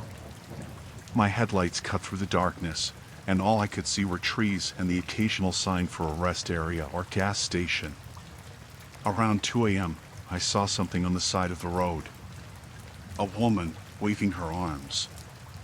At first, I thought she was just hitchhiking, but then I saw the look on her face as I got closer. She looked scared, frantic even. I pulled over, rolling down the window just a crack. "Please, you have to help me," she yelled before I could even ask her what was going on. I was kidnapped. They're after me. Please. I didn't know what to think. At first, I figured she was just a runaway or maybe someone who had a bit too much to drink, but something about her voice sounded so desperate. She was shaking, soaked from the rain, and her clothes were all disheveled. She had this wild, panicked look in her eyes like she hadn't slept in days. I told her to get in the truck, and she did without hesitation. She didn't even ask where I was going. She just climbed into the passenger seat and immediately closed the door, looking over her shoulder like she was checking to make sure no one was following her. Once she settled in, I tried to get more details. "What happened?" I asked, trying to keep my voice calm. "Who did this to you?" She was breathing heavily, still glancing out the window. "I don't know. I was at a party. I don't even remember how I got there. I woke up in a van. They kept me locked up. They were going to hurt me. I know it. I ran as soon as I could. Please, you have to get me out of here." The more she talked, the more I started to feel uneasy. I don't know if it was the way she looked at me or if it was the frantic energy she had, but something didn't sit right. I've picked up hitchhikers before, but this felt different. I didn't know if I was dealing with someone in real danger or someone who might be a little off. But then she said something that stopped me cold. "I think they're following me. I think they're behind us. Please, you have to get out of here." I turned to look out the rearview mirror. There was nothing behind us but the dark, empty road, but she was practically jumping out of her seat, her eyes wide with panic. "They'll be here any second," she said, voice trembling. They know I'm gone. You have to get me out of here. I don't know what they'll do to me if they catch me." I kept my focus on the road but started to feel the knot of anxiety tighten in my chest. I didn't know what to believe. Was she really in danger, or was this some kind of scam? I couldn't take the risk of ignoring her if she was telling the truth. I had to call for help. "All right, I'm calling 911, I told her, pulling my phone out of my pocket. She froze, her hand shooting out to grab my arm. "No! Please, don't. They'll know I called. They'll..." Before she could finish, I had already dialed the number. I didn't know what else to do. The dispatcher answered almost immediately, and I explained what the woman had told me, how she claimed to have escaped a kidnapping and that she was in danger. The woman's grip on my arm tightened as she listened to me talk. Her eyes were darting all over the place. I told the dispatcher where we were, gave them a description of the woman, and told them I was on a lonely stretch of road, heading west. The whole time, she was breathing heavily, her eyes wide, and she kept turning around to look out the back window. "I'm sending a unit out to you right now," the dispatcher said. "Stay on the line and don't let her out of your sight." I nodded, even though I wasn't sure if I believed she was really in trouble. I kept my phone in my hand, waiting for the sound of sirens in the distance. But then, just as the call ended, something happened that made my stomach drop. The woman suddenly pushed the door open and jumped out of the truck. I slammed the brakes, barely keeping the truck under control as she stumbled out into the rain. I was too stunned to do anything at first. I shouted at her, but she didn't stop. She was running fast, heading straight for the woods. I threw the truck in park and jumped out, shouting her name. "Hey! Get back here! The cops are on the way!" But she didn't turn around. She just kept running, disappearing into the dark trees at the edge of the road. I stood there, frozen for a moment, wondering what the hell was happening. Was she really in danger? Or had I just gotten tangled up in something I couldn't understand? I didn't follow her. I should have, maybe. I don't know. But something in my gut told me it was better to stay where I was. I couldn't shake the thought that something was off about all of it. I didn't trust her, and the more I thought about it, the more I realized that it wasn't just the way she acted, it was the way everything had felt from the moment she jumped into the truck. Like I was part of something I didn't fully understand. I called 911 again, but by the time they answered, the woman was gone. There was no sign of her, no lights, no movement. I explained what had happened, but the dispatcher seemed just as confused as I was. I waited for what felt like forever, hoping someone would show up, but no one ever did. No police, no search. It was as if the whole thing had never happened. I stayed in my truck the rest of the night, too shaken to move. I don't know what happened to that woman, but I couldn't help thinking that maybe I had been part of something I didn't understand. Maybe she wasn't the victim, and maybe the people who were chasing her were just as confused as I was. To this day, I still don't know what happened. But I never stopped for hitchhikers anymore. Not after that.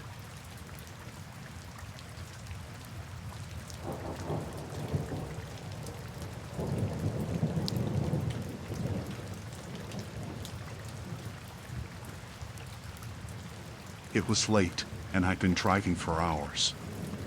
I'm a long-haul trucker, so it wasn't unusual for me to be on the road this late, but that night something felt different. The sky had darkened quicker than usual, and I could see the storm clouds rolling in from the west. I'd been going through a stretch of empty highway, miles and miles without much to look at.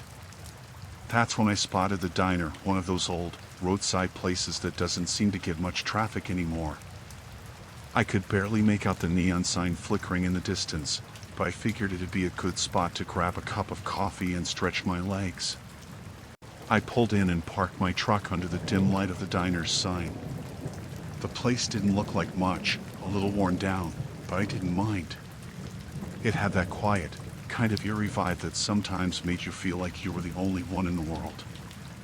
I got out and noticed how silent everything was. Even though the rain had started to pour, the air was still. No crickets, no wind. Just stillness. I walked inside, and the bell over the door rang softly.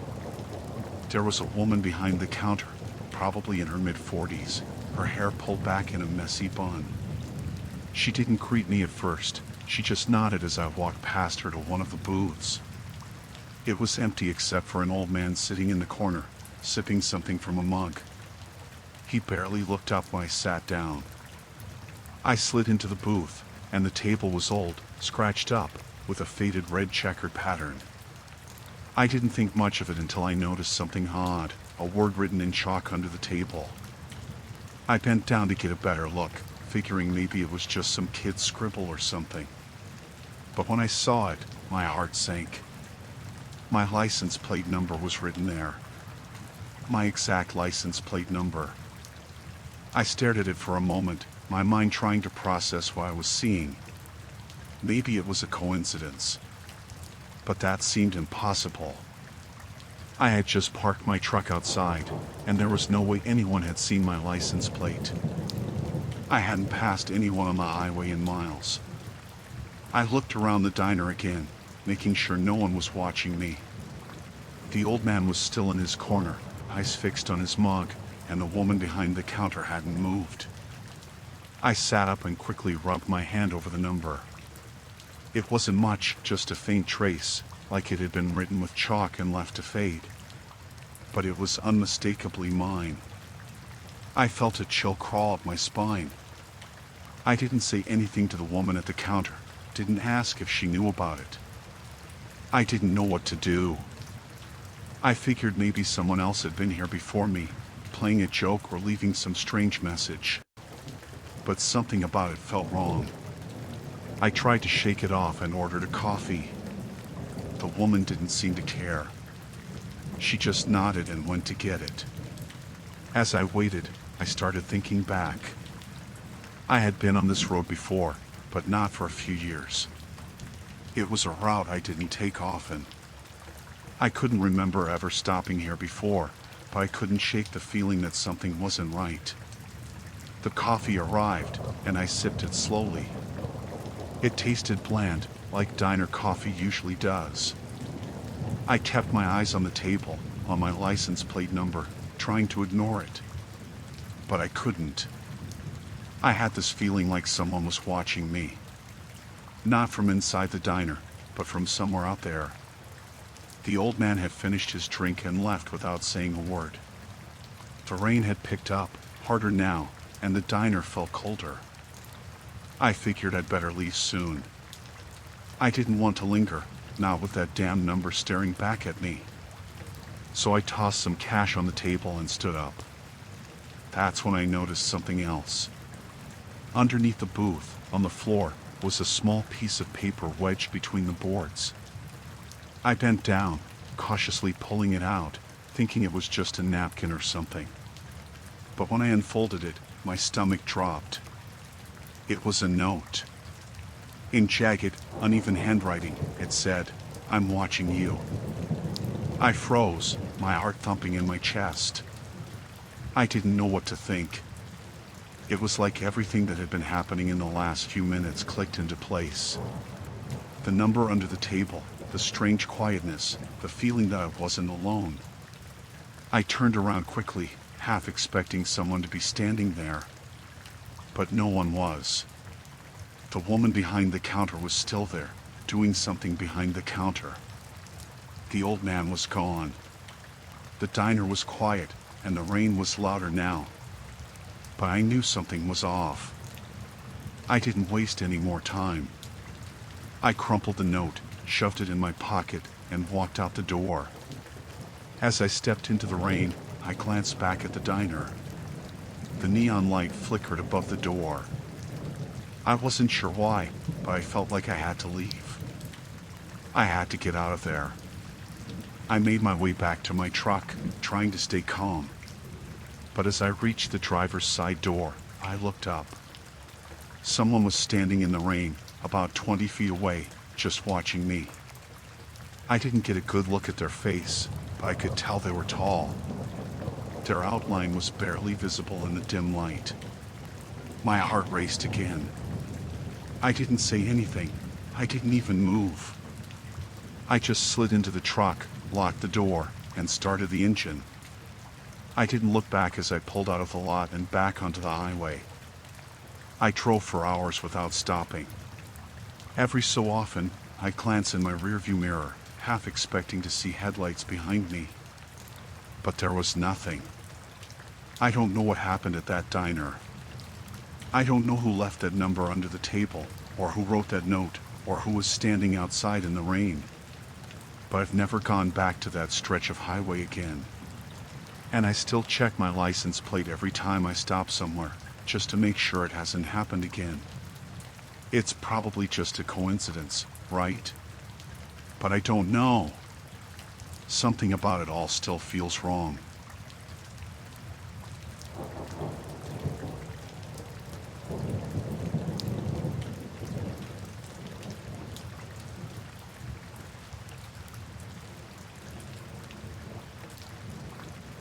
It started a few months ago.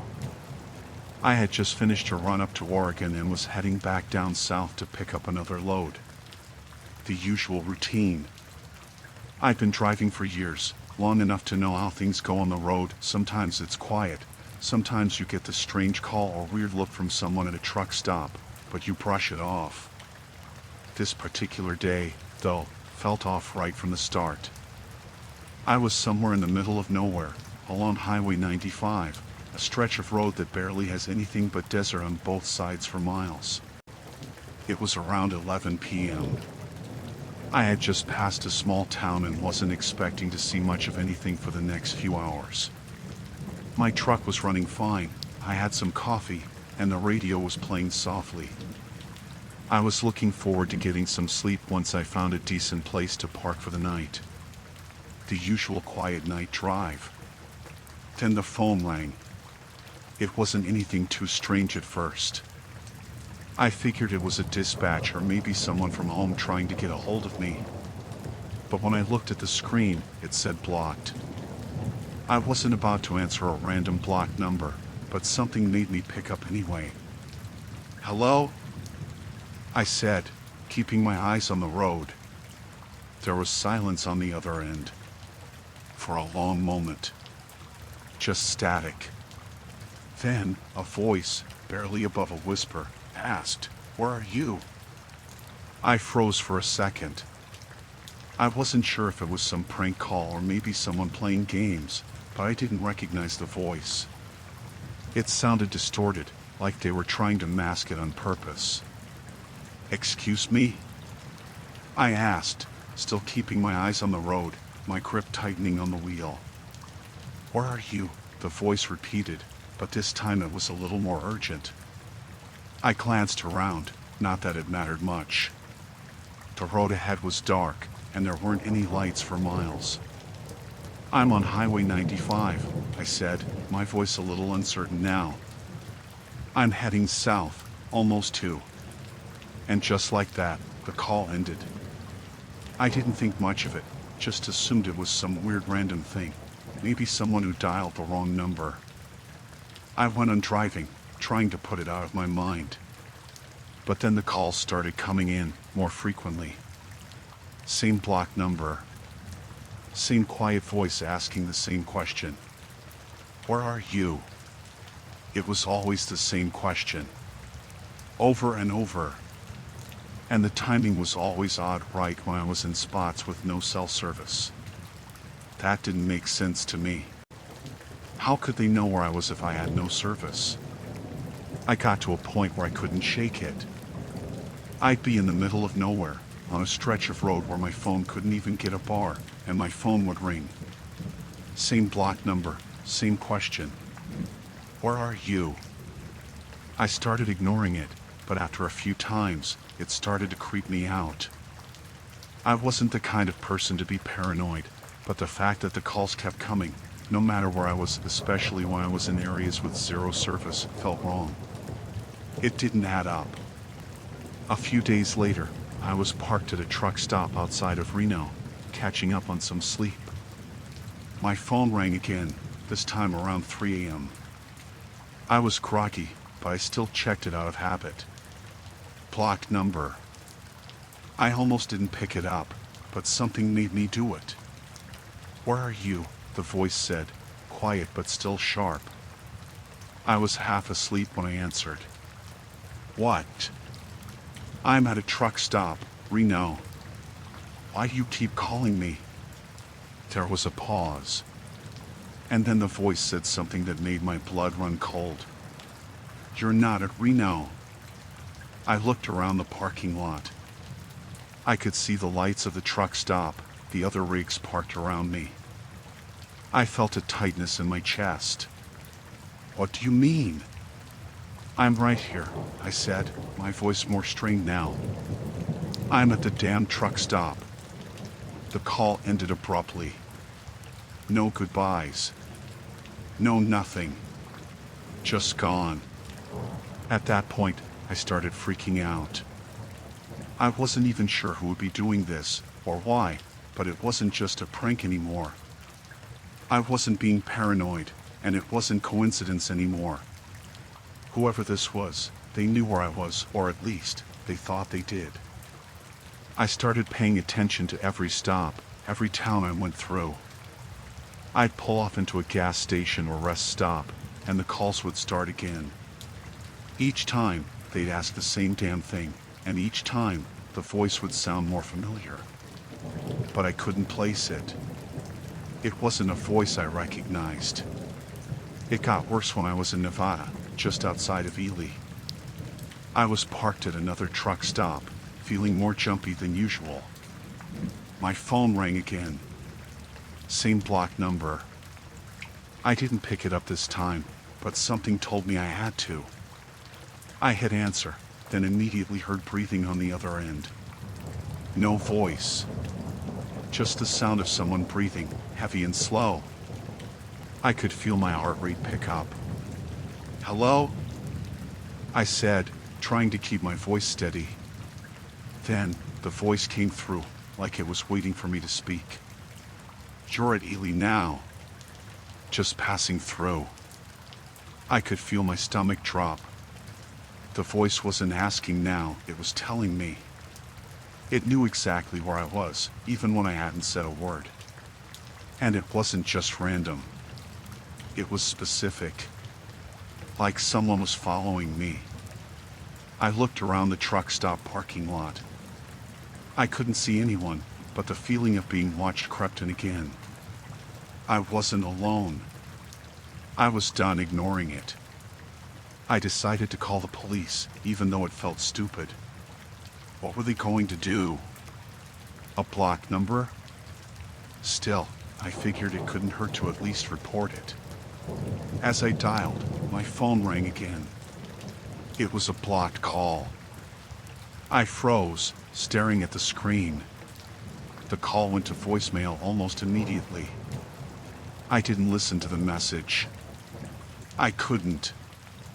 I had enough. I didn't go back to the truck stop that night. I didn't even know where I went from there, but I just drove as far and as fast as I could. I made it clear I wasn't going to wait around for this to escalate. I didn't stop for hours, not until I was far enough away from Ely and didn't feel like I was being watched anymore. I'm still driving. Still working. But I haven't gotten another call since that night. It's been weeks, and I've made sure to avoid any areas where I've gotten those calls. The block numbers haven't run through again. But the strange thing is, every now and then, while I'm out there on the road, especially at night, I still hear that voice. Not on the phone, just in the back of my mind. That whisper. The one that asks, "Where are you?"